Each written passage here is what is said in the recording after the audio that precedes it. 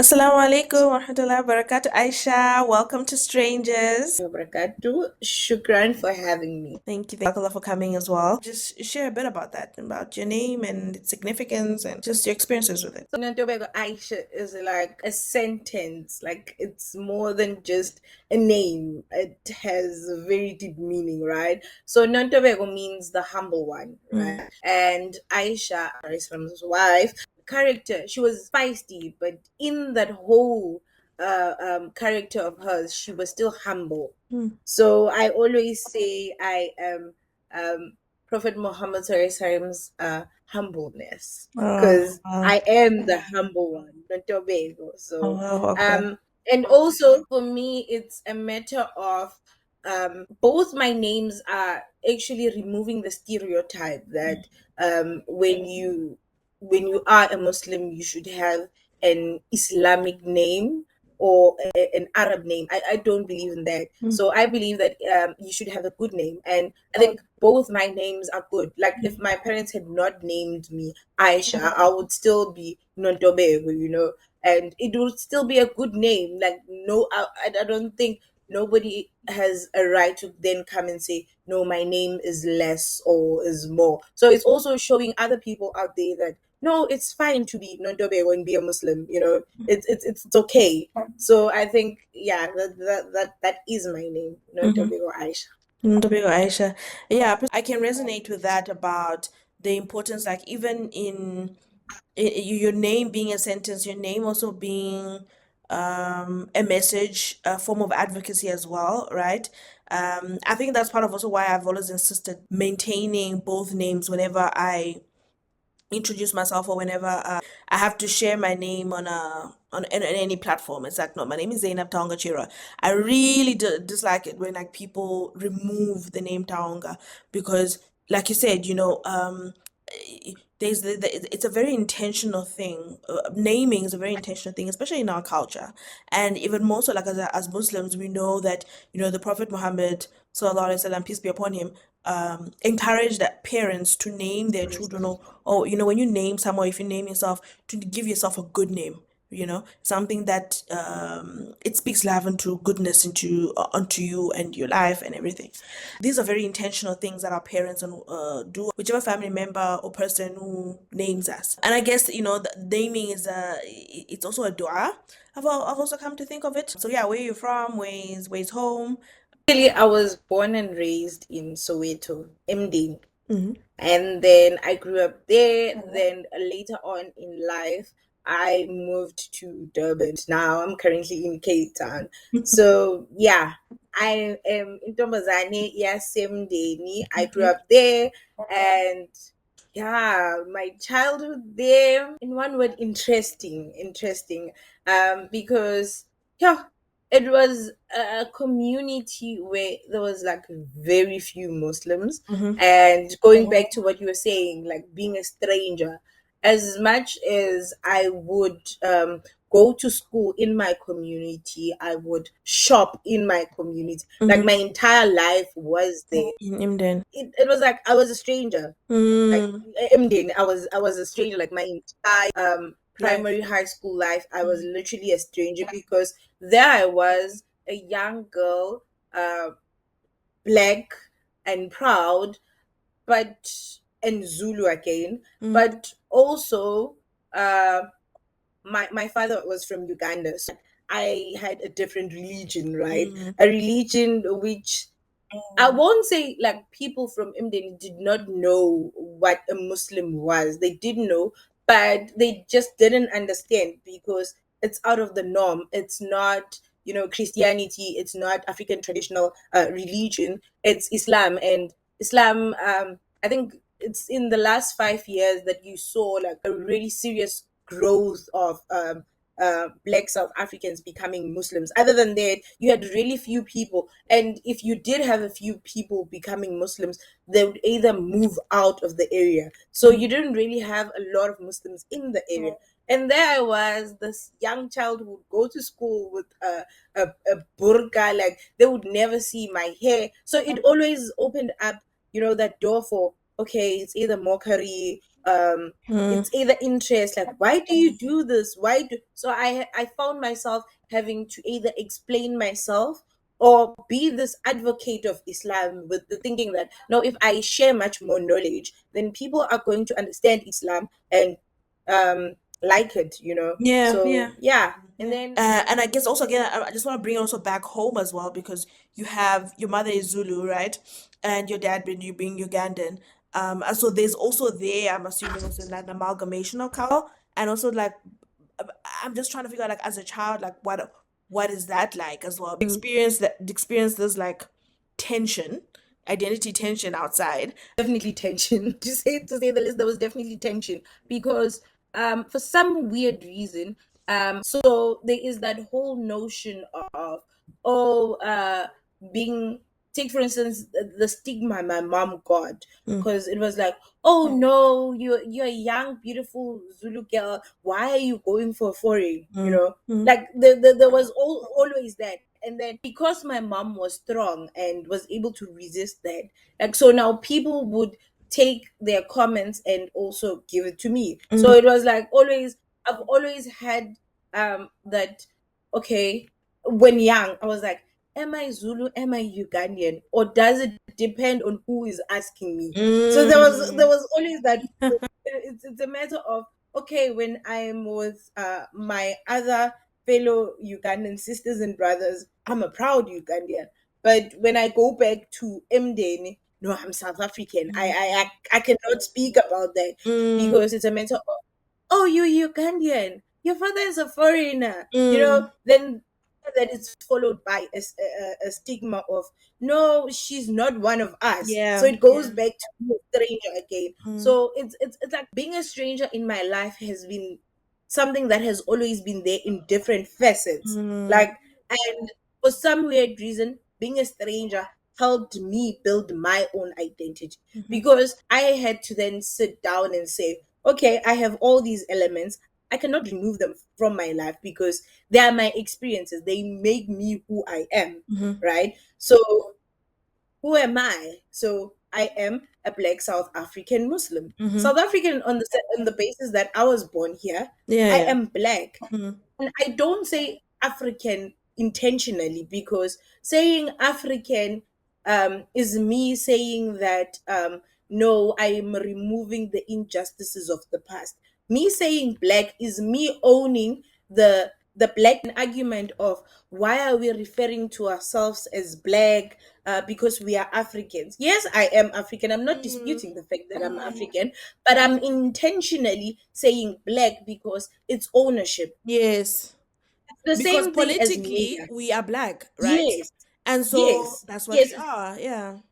yes. Mm, And you, if, take for instance, in America, mm, right, the word nigger, mm. it was once a very hurtful word, a demeaning word. The N But word. today, today the N word is used to express love for one's identity. So Mm-hmm. for me, using the identity black, I'm also saying that, okay, yes, the colonizers might have come and classified us as black, which was wrong, but it can never hurt me and my future generations if I own it. Mm, mm. A word can only hurt you if you still regard it as In a hurtful. negative But manner. if you, oh, yes. But Yeah. if you own it and it becomes positive, it can never ever become something that you feel any emotion to it. It Mm, can, mm. but it could be like good emotions to it.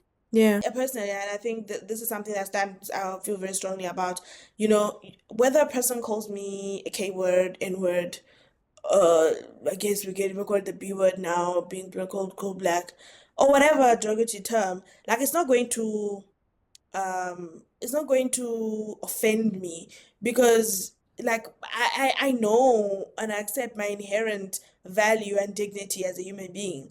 It's mostly space says more about them than it does about me. However, it is that in that saying, I'm not minimizing the pain that is evoked when people do use this terminology, and that it is a very real pain. It's a very real, and so that's what I think for the most part we speak to that.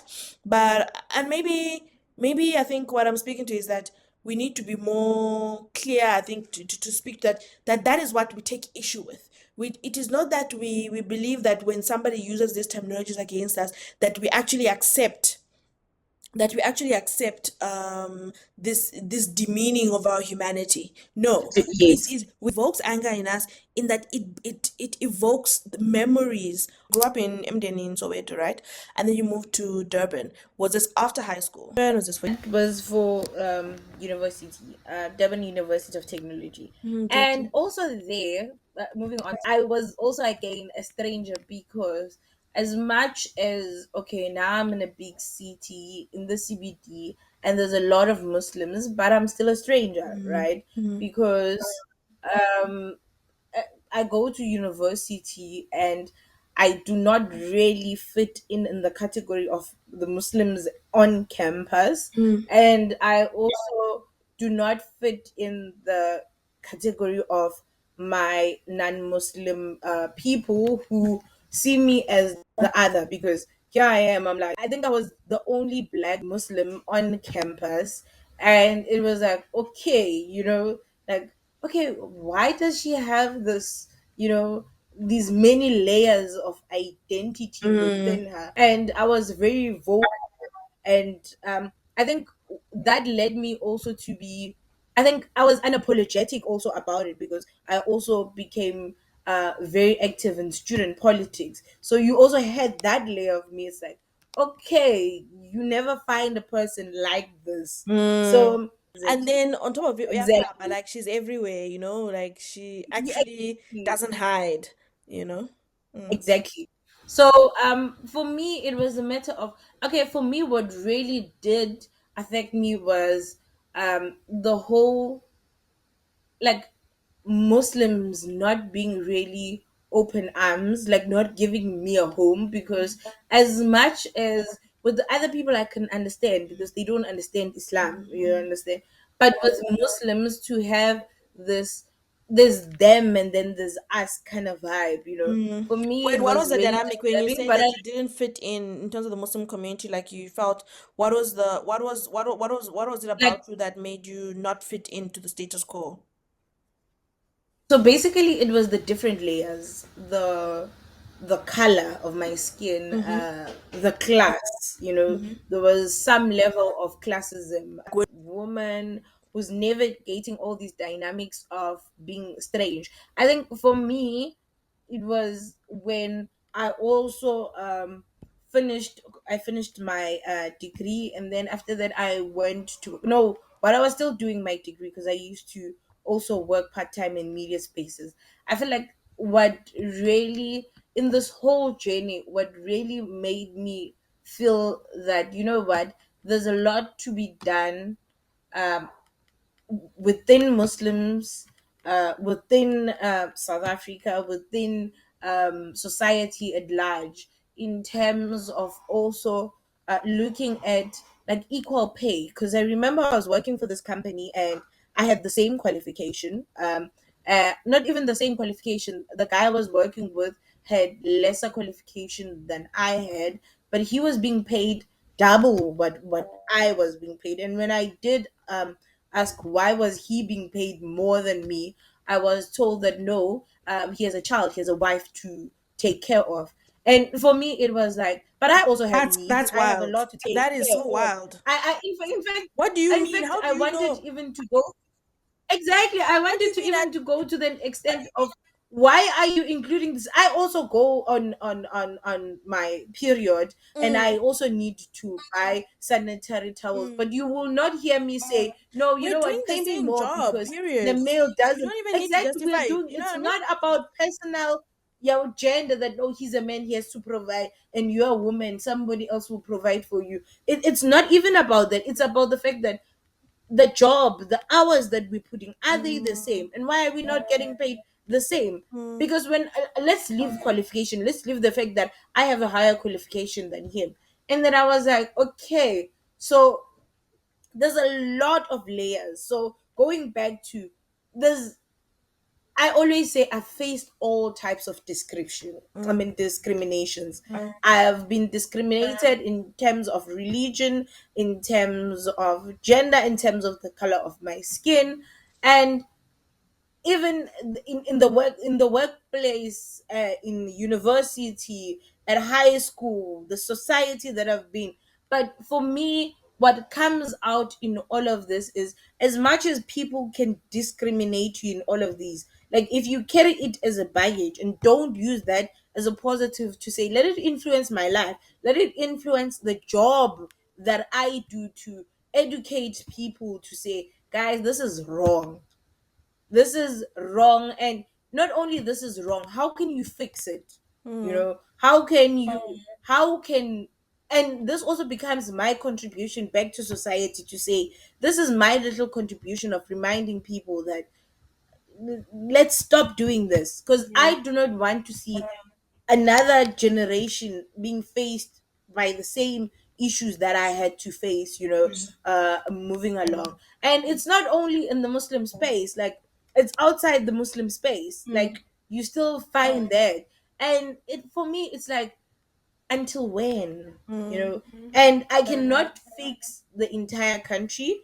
I can only speak to probably one person at a time, with the hope that it will change their mindset. Because in Absolutely. when you look at all these people who do these all these forms of discrimination, it's not necessarily sometimes a thing of, oh no, I just did it now. It's a whole mindset. It's True. a systematic mindset to say, oh no, discriminate women based on this, Mm-hmm. right? Discriminate Muslims based on this. Discriminate So black people on this yeah, too. Yeah, foreigners on on this. this, and Yeah. and all of that, and Yeah. foreigners and all of that. Because Mm-hmm. again, even with the change that I wanted to see is not necessarily me changing the whole world like in an instance, but one person at a time, like through my message, through the articles that I wrote, to inspire change. Now, in me getting that knowledge, not only for me, but for others. So, the plan was study at IPSA, and while I study at IPSA, probably take my knowledge back to the township. And Alhamdulillah, through the grace and love of God, I was able to do that through. I started small with like small initiatives, being invited to talk, and then in that way I would make that meaningful impact, although on a smaller scale. From there, I then moved. So currently, I Where is am this? Was this teaching in Durban or in Cape Town or in back in in Cape Town. London? Okay, in Cape Town. Okay. In Cape Town, because I was like, okay, let me start somewhere with this mission for change. Although throughout my life, being in Joburg, being in Durban, I was implementing this change, but it was on a very small scale. And whenever I would do like maybe the talks in whatever I was doing, like trying to remind people that it's okay to do good. It's okay to say good things to other people. It's okay to be positive, because in South Africa we have a culture of negativity, and it's okay, we strive on it. So I it's think it's okay a not to human be thing. negative. Let's not be hard on us and say it's a South African thing. I think it's a human thing. Yes, it's a human thing, but I say it's a South African thing because um I'm also looking at it politically. Okay. We as a nation have not healed, and because we have not healed, whenever we are triggered, whenever anger is involved, our anger becomes too much, and we strive on anger. Take for instance violence.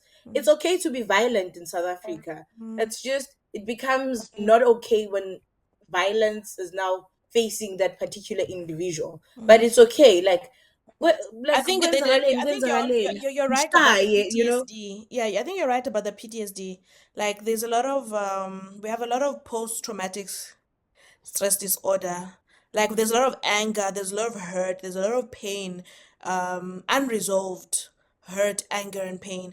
And you touch on this. It reminds me of this one. I don't even know where to begin. Like, it's a trigger warning as well. Like, it's a daily occurrence in South Africa, almost every day, every hour. Sexual violence and intimate partner violence, gender-based violence. It became again. We got into the mainstream news with what happened to the child in school, in a place where she's supposed to be safe.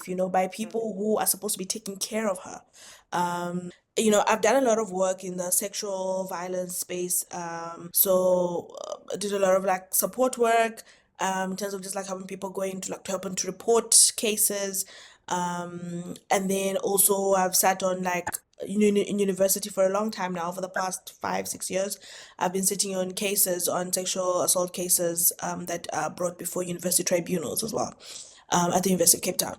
And honestly, like, and then just hearing just the conversation that's happening in mainstream is where people focus mostly on like, oh no, the law is not doing enough. And sure, like that's true, right? Like the law, but like the law and government, or the government is not doing enough. Like the law or government isn't what is going to stop people from doing this thing, like on its own alone, like Yes. that alone.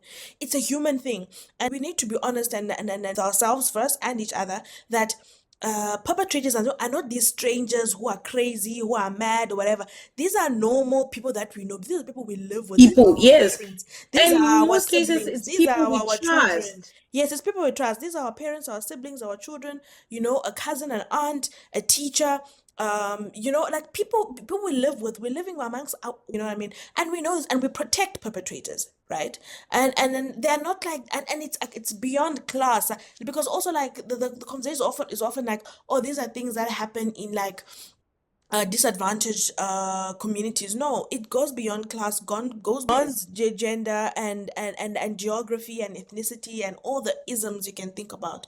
Like it's just human things, and like this is something I've seen. Like, there's no way anyone can come and tell me like, oh, so and so did this, and I can think, oh no, it could never be. Like it's so prevalent, and it's such a, like, it could be anyone as well. Like that's what I've seen in the work that I do. um and I think we need to be honest with ourselves to be like, how are we contributing to this as people, as a community, as a society? Yes, Like yes. how, in Why are terms we of, normalizing rape culture? yes, we Like, normalize rape why culture. is it? We protect it as Yes. well. We protect it. We'll know someone is doing something, or someone is suspicious, and you'll just ignore it because, oh, you don't want to shame the family name, or and then we place this It's burden on okay for men survivors. to beat you because they are correcting you. It's such things, Yeah, and it feeds in toxic masculinity where men feel like correcting, like they correct a woman through beating them. You yeah. know, um, Or that it is and love. it That if a man gets loves passed you, he will on. beat Yes, you. Mm. yes. It's such That man doesn't absurd love things you. that There's no you way he think can back love and be you. like, no, Mm. Man no. or woman as well, because I So think also we tend to talk about us yes, in the sense of like it is a strictly females who tend to be the on the receiving end, but and even female children, like, a very close friend of mine, and I look forward to the day when I'll be talking to her about her research, her PhD work that she's written, the prevalence of sexual assault on boy children, and how underreported it is, how underrepresented it is. And it's not to say that, people are ignoring necessarily deliberately. I think again it goes back to the fact that our notions of what it is to be a man, what it is to be a woman. And so when men or boy children, they choose not to side, they are silenced because the system says you cannot go and say, accuse and say, I have been a victim of this. It brings shame to your manhood will be removed, your masculinity becomes questioned, etc., etc. And that's such a heavy burden on anyone. I mean, sexual assault is a heavy burden on anyone, to it's a bear. her. It's true. It is, and it alters people's lives entirely. Like people change; they're never the same person again, right? But I think we need to actually have that in the same way we're marching to the streets about the government. We must be marching to the streets, talk about, yeah, guys, let's have a conversation, a national dialogue, a national conversation, a community conversation, a family conversation, to be like, why and and this and cannot in continue. It is having not okay, and the government is not going to come in your house. It's not going to come to your community and tell you, hey, we're not behaving. No, we hold each other accountable. and the way we raise our sons, the way we raise our daughters, Exactly. the way And we discipline. in doing that, we have tendency of excluding males in the conversation that needs males to be present to listen. Mm, And also, what I've also noticed is we have the trend culture when it comes to gender-based violence, where each and every year, if you can notice South Africa, each and every year we'll take to the streets, we'll be vocal, we'll go post on our social media when the media sort of shuns upon that one case, forgetting that rape in South Africa happens every 26 seconds. Like yeah, in South Africa, every 26, that's stats, right? Every it's 26 oh, seconds, someone is being raped out there. And it's not something we should be, trendy about it, that today, oh no, everybody hashtag, hashtag. It should be an everyday thing. Like we should be speaking about it in our from the local level where abomama bomthandazo should be mm, speaking about it. mm. Esontweni, we should be You're in speaking the about it. mosque, in the Moving darulums, in upwards. wherever, like Yes, in even the mosque. because It's even in places something, of faith, right, yeah. where it's like that is there's even an even heavier silencing there, where a lot of this happens, Yes. and it's just like, no, this is a person of God, this is a man of God, this is a community leader. We cannot excuse, you cannot accuse them. You're going to cause division and you're going to destroy the church. The church is bigger than any of us. We will deal with this privately. No, because even there I feel like that is an even the act on its own is just so destructive, right? But to Exactly. do it in a religious space, you are literally also destroying and a person's spiritual and relationship with their Lord, with God, because now they now start to attack the very person who I thought I Yes. trusted is my guide, is my mentor in my journey or with God and in knowing God. I now cannot trust them that they can do this in the name of God and that they evoke God to protect Yes. themselves, and I become I am a recipient of injustice in God, in the space where The place of God. like I'm that is the supposed to biggest injustice of it all, right? find solace. I'm supposed to find protection in that space. Yes. It's and yeah, and we as society tend to keep quiet about it. yeah. Like, why are you not questioning, like, your mosque? Why are you not questioning your church? That, okay, there's such an injustice, but why are we not speaking about it? Like, why are we shying away from it? And also, like, support victims.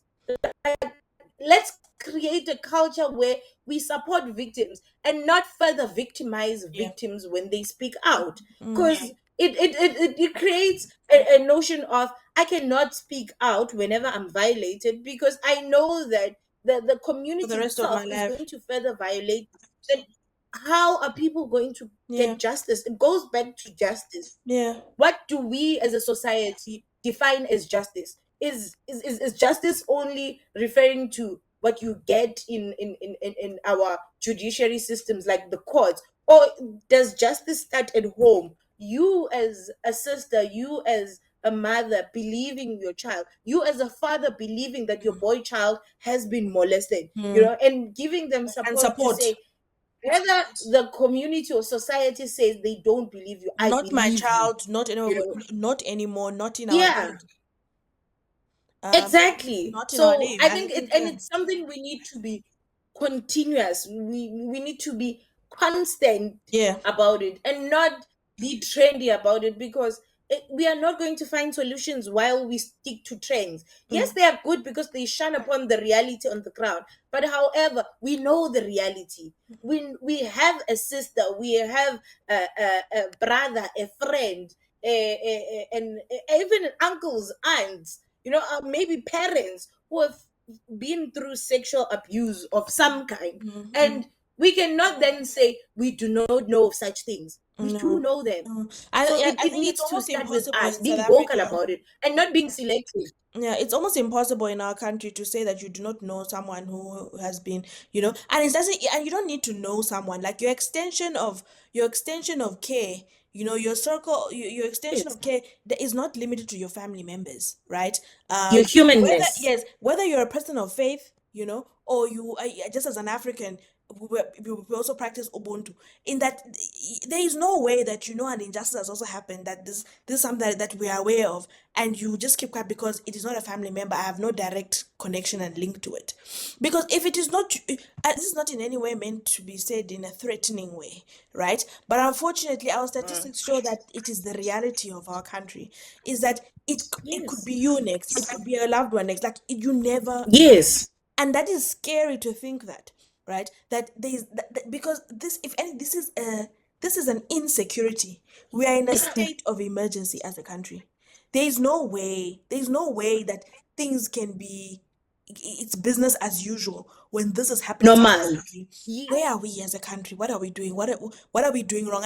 And we cannot be every time like, the government, this government, yes, the government, but we as well, they're the ones who do this. Like, these are people who live amongst us. They are products of Because ourselves. You know what I mean? So where are we going wrong, and what can we do? Because it can't just stop at a march and a president saying what can we do, but really, yes. let us change. Let us do the work of Oh. saying not anymore. Community leaders, like of all shape and kind, why are they not taking a stand to say we are going to educate young boys on how to treat women? The community leaders, why are they not saying, young women, uh, this is how we're going to teach you not to perpetrate the cycle of gender-based violence? Those are all the things that we should do, because if we as a country can achieve that from a very low level, we can then now say, okay, as a country we are moving some, South Africa can even We work create a together model, with laws, right, with to policies. end gender-based violence that can also be implemented by other countries. Why are we not thinking along those lines? Because then we can be able to stand firm and be vocal about other countries who face gender-based violence at a large scale, Yeah. especially war-ridden countries. Yes, I was Take, going for to say that instance, where it's used in the Sudan. Congo or in Sudan, where it is used as a Yes, weapon in a state yes, of war, where rape of children and yes. women is used as a way of just, In my spaces, I try to vocalize, because for me that's a means of saying, guys, as South Africans, let's wake up. As Africans, let's wake up. Let's do something, regardless of religion, of gender. Let us do something, because yes, we might have these issues of all these discriminations, but I do feel that it's such things that can bring us together, that can also add to us healing, mm, right? Because when we have a unified plan of action, right, that there will unite us, and true. then with unity comes healing. With unity comes realizing the different mistakes that were done in the past, and we as the new generation, or the generation after 1994, are not trying to repeat. Yeah. And we all have issues that, whether you're black, you're white, you're gray, you're whatever color, we face. So it's those actions, plan of actions, that should unite us and we fight for. So Absolutely. in that way, I in, hear in, you. in, Let's call it a spade is a spade, like, right? So for the most part, like in South Africa, for the most part, it's not to say this, and even around the world, it's a human thing. You tend to support causes that you identify with the people, right? So for instance, when those BLM, as black people around the world, we will all just be like, "Hi, bo, BLM, Black Lives Matter for real," because all Mm-mm. cops are killing black people in the USA, right? Sharp. And you cannot be a South African who is never seen speaking to social issues that occur in your own country, and only speak to social issues or that occur in another part of the world. Because the question then becomes is like, are you really part of the nation? Are you really part of the community Yes. of this family? Like, do you Where is your really sense of recognize, being a patriot? yes, do you exactly, where is your patriotism? But also, do you recognize the full humanity of all South Africans? Or do you only affiliate yourself with people of the same faith and the people of the same skin tone as you? So I think these are just frank reflections that all of us need to have, including, and this is not just about when we talk about just like the president, because even us as Black South Africans, when we talk about just like the injustices that we align ourselves with outside of the country or wherever it may be, it's easy for us to align ourselves with what is happening in the USA, but we will struggle and stutter when it comes to issues that are happening in other parts of the continent. Because for some reason, we'd have all these unnecessary, not unnecessary, these petty beefs, that we continue to fall into the trap of what has been done through colonialism, of divide and conquer, and not actually mending. I think there's definitely something to be said about our relationships with one another as Africans in both on the continent and in the diaspora. And that there is definitely reasons for why these tensions exist. It is not to not, like, I certainly do acknowledge these things, but I think we need to have a full conversation and not just have these very surface level conversations. Yeah, clearly we need to come back again I think and the and continue the conversation, and I will allow you to wrap it up, right? But yeah, I just want us to just like wrap it up because, whoa, time. But definitely, I really want to continue the conversation. I think we even end up talking about your research. Maybe you can just like show us share a bit about what your question was and what your reason and why and what you found. So basically, my research is about the impact of or the contribution of Black South African Muslim women Mm-hmm. in social media dawa. So basically, I was looking at their impact. So as I said to you that growing up like in Mdeni, Islam was not only, it was looked at as another religion, a foreign religion, and it was often given the connotation that it has a face, Mm-hmm. and that face is, you know, people This of is an Indian Indian descent. religion or this is an Arab religion. It is not a black Yes, religion. yes. So what I realized is with the different social media sites being prominent, throughout the years, Black South African Muslims have utilized social media to do that dawah. Take for instance, when you go on TikTok, you find a lot of Yeah. these Muslims who in the very same languages that are spoken townships, rural areas, or any other majority areas, you understand, they're speaking in those languages, they are wearing the same clothes, they wear traditional clothes. They also further break down the stereotypes, they speak about it, so it's no longer a thing of, oh no, I don't want to speak about the fact that I went into a taxi and I was told the reason why I'm wearing a scarf is because I'm married to a Pakistani national, you understand, so Mm-mm. they're I speaking know that about it is inherently a bad thing, but it is said in a derogatory manner as though that is a bad thing. It yes, is meant yes, to yes, be yes, yes, insulting, like right? it's a Which has bad its thing, own layers.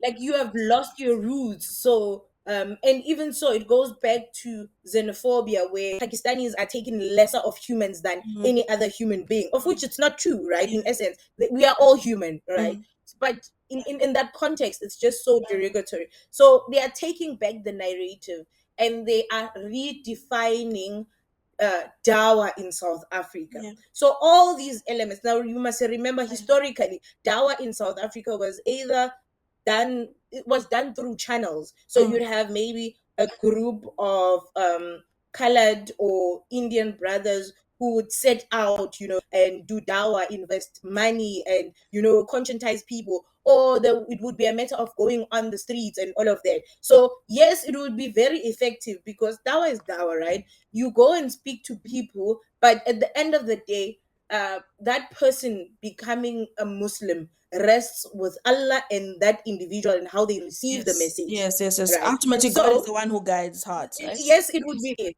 yes, yeah, so yes, it would be effective, but it also had its shortfall because you had people whom now in these townships or communities regarded as the face of Islam wanting to invite people who consider themselves Black as, people. no, I'm Islam is not for me, to Mm. Islam, you understand. So now it had its pros, it also had its cons. Now throughout the years there have been talks on, let's try different methods, let's try. And I remember that even in townships, like the establishment of mosques, the feeding schemes in mosques sort of also brought more people. However, now we are no longer looking at inviting people Mm. through hour of biryani, Mm. giving them food parcels, Mm. appealing to their poverty to bring them in as Mm. a seed to plant in their hearts. Mm. Now we are saying we have social media. Mm. Social media, I go out there, I send a message that I am Nontobeko, right? Aisha. and I'm a Muslim, mm, right? And since I eat ipapa mm, ninyama, mm, I eat ipapa namas. You understand? So me saying all of that is breaking many cycles, right? yeah. It's breaking the myth that when you You become a have to Muslim, Islamic name, yeah, yes, that it's breaking the you cycle should that immediately literally when I erase become your a blackness. Well, being Muslim requires you to erase your yes, blackness. Yeah, yes, yes. which is a myth So that I people and yeah. it's showing this. So it's showing people out there that no, man, she can be black, she can be Muslim, and there's nothing wrong, Mm, and that Indians are not the face of Islam. mm, Like Islam is for everyone, mm, like it's for mankind. mm, So I think my research looked into the different methods they use. mm. So while they also have to undergo different discriminations in the process. But to them, as I said, they are no longer becoming victims, right? They are owning it and allowing it to influence uh, or to inspire them to work hard for a South Africa they wish to see. Take, Beautiful. for instance, it's untrue that Islam is a beautiful religion, Mm, yet in South Africa, we at 2%. yeah, it's And untrue that when you look at Islam and you look at the African culture, the pure African culture, mm, there's mm. a lot of Of overlaps similarities. and Like, similarities. Yeah, yeah, it's as not a an difficult African, thing as a black person to embrace Islam because it's yes, like to this is embrace Islam essentially and continue what living I'm your life. asked to practice, how I'm meant to how I live like culturally, you know, of honoring your Exactly. parents, the importance of family structure and family, you know, of siblings, of maintaining family Ubuntu, ties, you of know. ubuntu, Mm. of believing in a higher power, of you know, of constantly being conscious that you exist in a connected system, you know what I mean, you know, prayer and the spirituality that black people and blackness and African cultures just generally has always had and maintained, is that we're spiritual people, and Islam is essentially that. When you look to taqwa, of consciousness of Allah, right? It's that conscious, that spiritual consciousness at all times, that everything that I do has repercussions and consequences, you know, and that there's an And honoring so, of human beings, animals, plants, you know, the earth, everything around me. Yeah. and equally so, it's also giving uh black African women a voice, particularly black South Africans a voice. Mm. Because when you look in literature, you look in academics, Mm. uh, firstly, black South African Muslims have been looked at in the space of just the converts. So True. whatever research that exists is looking at them being converts. So Becoming Muslim. Alhamdulillah, um, there is Professor Sitoto from UKZN who wrote a beautiful paper Okay. which sort of called society to look beyond the conversion Mm. of black South African Muslims in South Africa. So I take much inspiration from him, who was like, no, guys, let's forget about the numbers. Let's look at they are Muslims now. That Islamic Yeah. identity within Black Muslims, because I think that has been also like that's also something that we don't talk enough about, and I think I'd love for us to go in and dive in better. I think my research is also going beyond, as I said, that Ubabu Sitoto from UKZN spoke about going beyond conversion. So it's also saying that social media has given women this platform and they are utilizing it, um, not only as, breaking barriers, compromising their haya or in any derogatory way that is against Islam, but they are simply saying, we live our life like this as Muslims, right? Mm. Please understand the society, and equally so will understand you. And also it's saying we're not going about, being, you know rowdy and saying come to Islam, because Islam is not about forcing people. We're just simply saying this is our life, this is how we live it. If you like it, you can also come and join us, because you may never know who God can inspire, and how can they be inspired. And Alhamdulillah, I think through my research, I also found that as much as there is those negative comments, or negative um, people, but a majority of people who did not know about Islam are responding good. They're like, oh, okay, no, I didn't know that you can be Zulu and Muslim. They're like, oh, okay, it's so beautiful. I didn't know that maybe Sutu Muslims still Exist. wear sishwe, Mm, in their weddings. So it's all those little things which show that people in South Africa, in particularly, they are opening up to Islam, mm, because now they are getting to understand another version of Islam in its true sense, that you can be Muslim and you can be African, you can be whatever you are, but be Muslim, and there's nothing wrong with that. mm. And further to that, it's also creating a space for women to share their own voice, Stories. not in a yes, and share their own stories, their journeys, and Mm, not in an un-Islamic manner, but in a respectable manner that promotes good. mm. And So in a contributing nutshell, to I think national I dialogue really as did well, enjoy. right? Like for them to fully also to also Yes, fully yes, exist yes, as yes. full South Africans, right? That my faith does not exclude me from the national dialogue of being South African or contributing just like a social trend. A simple thing of like I'm fully human as well. Like people think that when they see a Muslim girl, specifically Muslim women, because I think hijab or these misconceptions that people have about us that Western media for the most part. Where people think that you're not fully human, like it's like, oh, you wouldn't know a cool thing, like you wouldn't know slang, like you wouldn't know, I don't know, like the thing is if we live under a rock or something, like we're not fully human, like they just Like we are there's certain aliens things of like some hypo. kind. We came with a spaceship. Exactly. Or simple thing like, no, I'm just looking at it like my earrings. I remember my friend, one of my best friends, she would laugh like, and she's not the only one. Of like, hi, boss, Zainab, you're wearing earrings. Like, because she should see me like I'll be taking, like, at the end of the day, I'll be taking off my scarf, and she's always like, I've been wearing earrings. So like, you're wearing earrings? Why? I should die. She's like, why are you wearing earrings? No one, because like I used to wear my scarf. I used to cover my ears, and also like, so if I wore earrings, you wouldn't see them. And she's Yeah, like, why are you wearing earrings? And they're so pretty, like nobody's gonna see it. And I'm like, I thought, don't we live in an era where women dress for themselves? And it's like, oops, And like this is a thing that I've like this is an experience that's happened so many times with so many people, who will just be like, oh, you're doing your hair. Why are you doing your hair? Nobody's gonna see your hair, It's just exactly, exactly. like it's just like, hi, bro, guys, like Just being. because I I'm wear a not scarf, this it like doesn't mean alien, my like you hair said. must be bad. Yeah, Exactly, I'm not an alien. Precisely that. So I think like social media has been so every time it heals my inner child. Every time I see like Black Muslim girls just doing their thing, just really existing, and that even the content doesn't always have to be mm, political. It doesn't even have to be about like faith. yes, They're just young and doing young people things, and they're right? living their life. And they're living their lives, and I'm just like, oh my goodness, like this is such a gift. I wish I had this growing up. Well, to an extent, I did, right?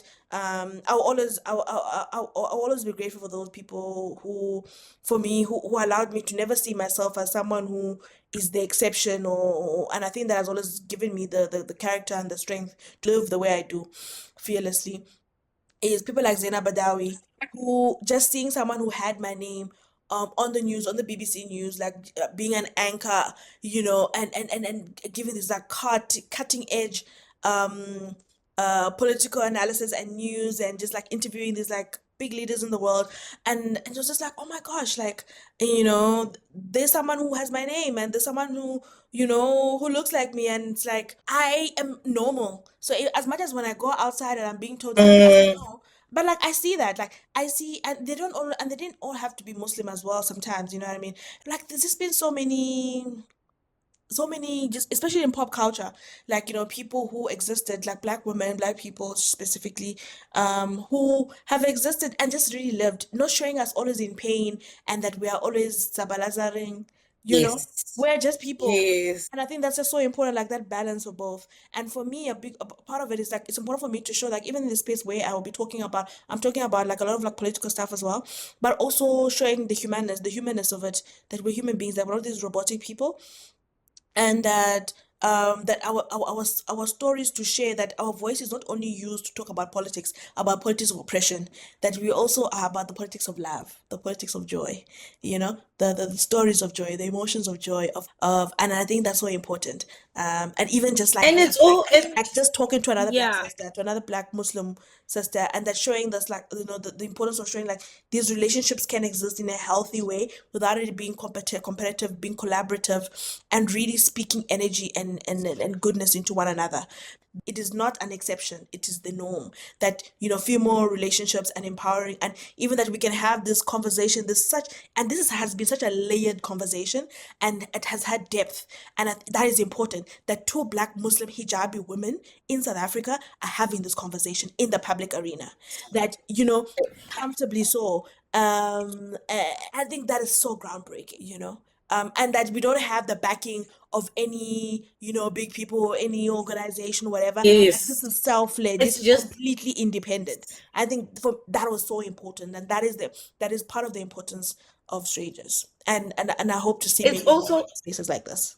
it's also creating that platform where young girls out there get to have role model role models whose role model is Prophet Muhammad Sallallahu Alaihi Wasallam. Wallahu That alam. is very important Mm. because especially in this world where we live in, like it's very easy, like as a Muslim child, if I don't find something I resonate with, something that will inspire me, something that will keep me going in a safe space, I am definitely going to go out there and in an unsafe space and find it there, whether it's good or bad. You understand? So it's very important that we create these safe spaces which are good, which promote good, which have good conversations that some find it very hard to even have in their own spaces because the space just doesn't allow that. Exactly. So Remember again the hadith I'm of Nabi really Muhammad sallallahu alaihi grateful. wasallam, right? The one of the advices he gave is that a Muslim enjoys we enjoy in good. We're called to enjoy in good and forbid the evil. You know? Yes, Exactly. And then when we talk about role modeling, we're not saying calling ourselves role models, please.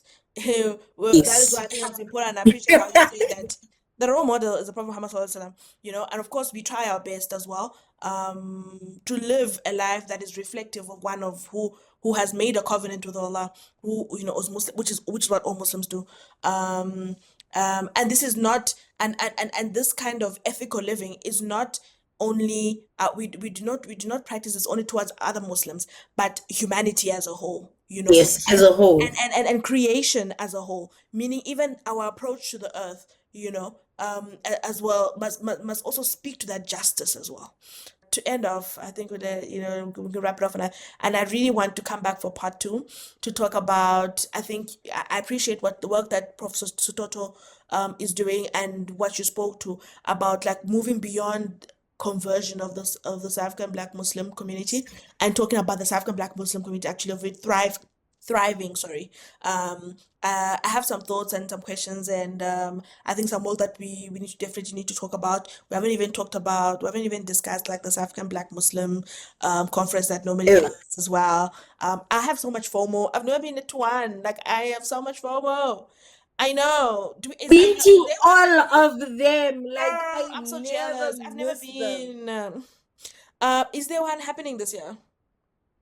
I'm not quite sure, but I'm very hopeful that there Inshallah. is one to come. Inshallah. Well, the next one, it cannot miss me. I mean, my heart is just so at ease, and this just feels right. It just feels so beautiful. I think it's the beginning of beautiful things, and yeah, thank you so much, Sakala, for your sharing. Yeah, I think, look at us, like two strange girls, taking up space and doing it boldly. It hasn't began today. It has been such a lifelong journey, and I think that has always been the story of many of us, a lot of Africans, a lot of Black people, that we are resilient people. Um, but we're also people of joy. We're people of love. And I think that's important to also to highlight and to emphasize. And And we are people ultimately, of fun. we were people of fun, and we were people of faith, and that faith does not mean that now you must become this, like, Yes, we are people of serious, fun. Like we could be going through the most, but you we know, will never miss a chance to have fun. guys. You just need to go on social media and you just be like, guys, like, we were just crying, and this is how we deal with our issues. But you know what? We need it. You need that. Just glory be to Allah. and we thank him and praise him all the time. So yeah, assalamu alaikum wa rahmatullahi wa barakatuh. Jazakallah so much, my sister. I really appreciate you just joining me, and yeah, looking forward to the next one. Thank you. Please like, Walaikum follow, salam. share, and subscribe. Really excited. Please join in the conversation. Continue the conversation in the comment section. Share, reshare. You can rebut, but of course, in all dialogues, we're not here to tell you what to think or what to say. But part of what we're talking about, ethical living, and that is informed by our faith, by the teachings of the Prophet Muhammad sallallahu alaihi wasallam, the teachings of the Prophet Nabi Isa, of Jesus, that of love, that you can disagree, but disagree with without dehumanizing one another, without indignifying others. So to disagree is okay, but there's a manner in which we do so. So yeah, please let's just keep that in mind as well. And yeah, man, just be conscious in everything that you do, and take care. Thank you. See you next time.